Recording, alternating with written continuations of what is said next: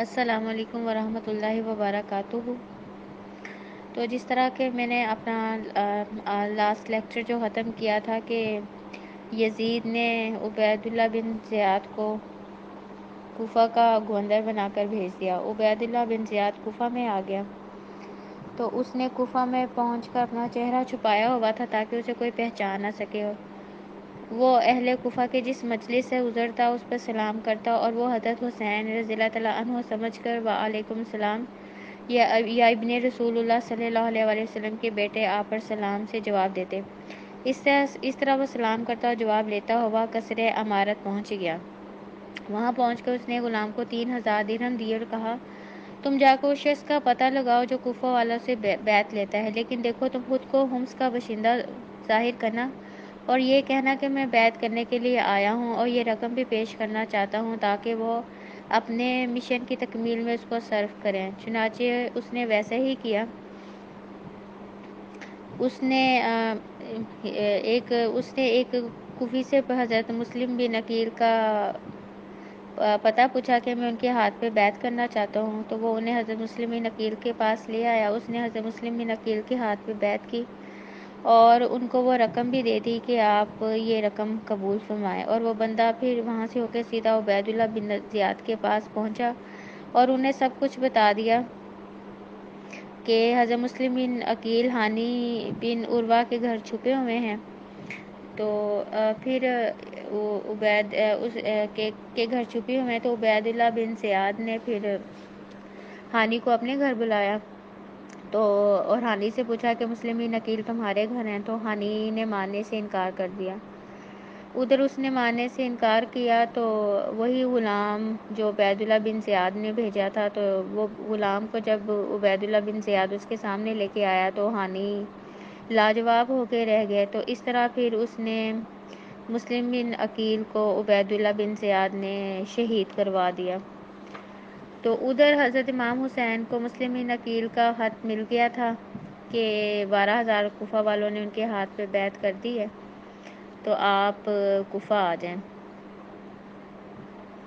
تو اس طرح حضرت امام حسین نے کوفہ جانے کی تیاریاں شروع کر دی اور انہوں نے اپنے اہل خانہ کو بھی کوفہ لے جانے کا کہہ دیا۔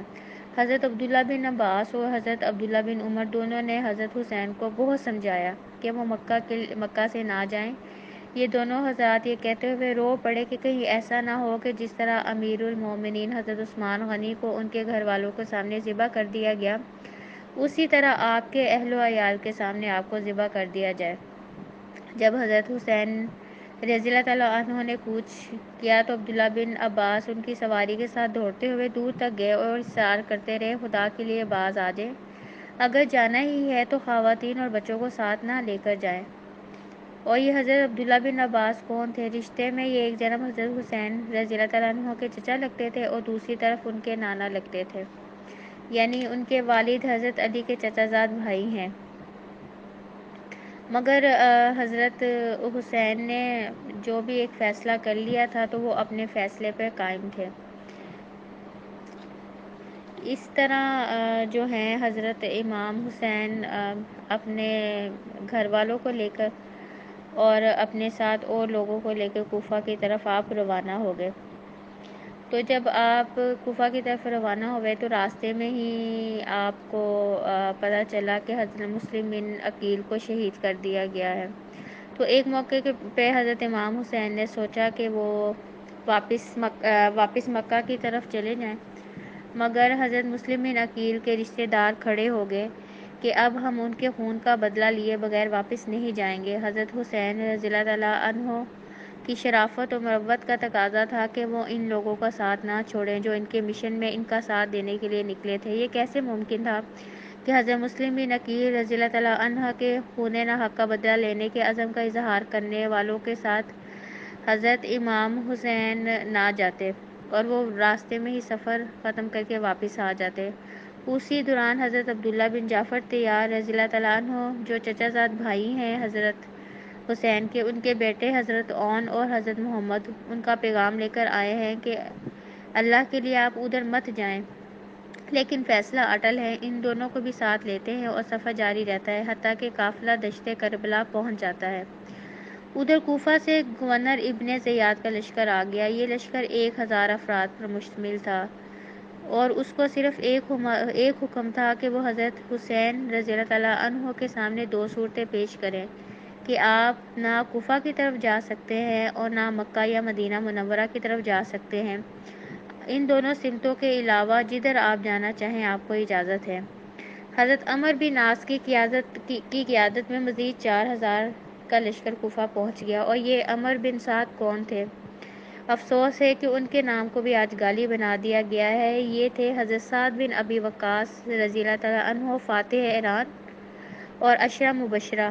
ان کے بیٹے ہیں حضرت عمر بن سعد اور ان کی حضرت امام حسین کے ساتھ قرابتداری بھی تھی۔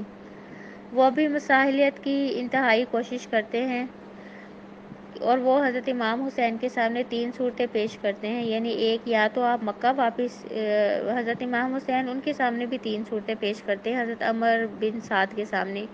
نمبر 1، یا تو مجھے مکہ واپس جانے دو یا مجھے اسلامی سرحدوں کی طرف جانے دو تاکہ میں کفار کے خلاف جہاد و قتال میں اپنی زندگی گزار دوں، یا میرا راستہ چھوڑ دو، میں دمشق چلا جاؤں، میں یزید سے اپنا معاملہ خود طے کر لوں گا۔ لیکن اب گھیرا اتنا تنگ ہو گیا ہوا تھا اور صورتحال اتنی بدل چکی ہوئی تھی، یہ بھی خوب جان لیجئے کہ اس کی وجہ کیا تھی۔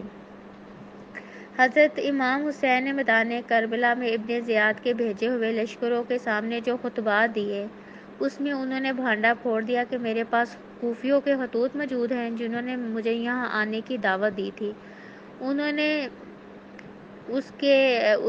اس کوفی فوج کے بہت سے سرداروں کے نام لے لے کر فرمایا، اے فلاں ابن فلاں، یہ تمہارے خط ہیں کہ نہیں جس میں تم نے مجھ سے بیعت کرنے کے لیے مجھے کوفہ آنے کی دعوت دی تھی؟ اس پر وہ لوگ برات کرنے لگے کہ نہیں، ہم نے خطوط نہیں بھیجے۔ اب ان کی جان پر بنی ہوئی تھی، کیونکہ اگر حضرت امام حسین اور یزید کی مصالحت ہو جاتی تو ان لوگوں نے درمیان میں پھنس جانا تھا اور ان پہ غداری ثابت ہو جانی تھی۔ اسی طرح آپ جنگ جمل اور جنگ صفین کے واقعات بھی یاد کیجئے، جہاں بھی مصالحت کی بات ہوتی تھی وہیں وہ صوبائی فتنہ آڑے آ جاتا تھا جس نے حضرت عثمان غنی کو شہید کروایا تھا۔ اسی طرح جو کوفیوں نے حضرت امام حسین کو خط لکھے ہوئے تھے، حضرت امام حسین کے پاس بوریاں بھری ہوئی تھی کوفیوں کے خطوط کے ساتھ، تو کوفیوں کو یہ شک گزرا کہ اگر حضرت امام حسین کی صلح ہو جاتی ہے یزید کے ساتھ تو وہ درمیان میں پھنس جائیں گے، تو پھر یزید انہیں کسی بھی صورت نہیں چھوڑے گا۔ چنانچہ تمام کوفیوں نے حضرت عمر بن سعد کو مجبور کیا کہ وہ حضرت امام حسین کے سامنے یہ شرط پیش کریں کہ یا تو وہ غیر مشروط طور پر سرنڈر کریں ورنہ جنگ کریں۔ یہ سازشی لوگ حضرت حسین کے مزاج سے بھی خوب واقف تھے اور ان کو پتہ تھا کہ حضرت امام حسین نہ ڈر ہیں، اللہ سے ڈرنے والے ہیں اور بہادری کا پیکر ہیں، اور وہ کسی بھی صورت یزید کے سامنے سرنڈر نہیں کریں گے۔ تو یہ اصل وجہ بنی تھی واقعہ کربلا کی کہ اس میں سارا جو پروپوگنڈا تھا واقعہ کربلا میں مین، وہ ان کوفیوں نے کیا تھا۔ انہوں نے خود ہی حضرت امام حسین کو بلایا تھا اور جب حضرت امام حسین نے ان کے خطوط عبید اللہ بن زیاد کے لشکر کے سامنے رکھے کہ ان لوگوں کے بلانے پہ میں آیا تھا، تو وہ لوگ خود ہی منکر ہو گئے کہ ہم نے حضرت امام حسین کو نہیں بلایا۔ تو اس سے آگے ہم مزید پھر انشاءاللہ اگلے لیکچر میں دیکھیں گے کہ پھر حضرت امام حسین کی شہادت کس طرح ہوتی ہے۔ ربنا تقبل منا انک انت السمیع العلیم وتب علینا انک انت التواب الرحیم۔ سبحان ربک رب العزت عما یصفون وسلام علی المرسلین والحمد للہ رب العالمین۔ السلام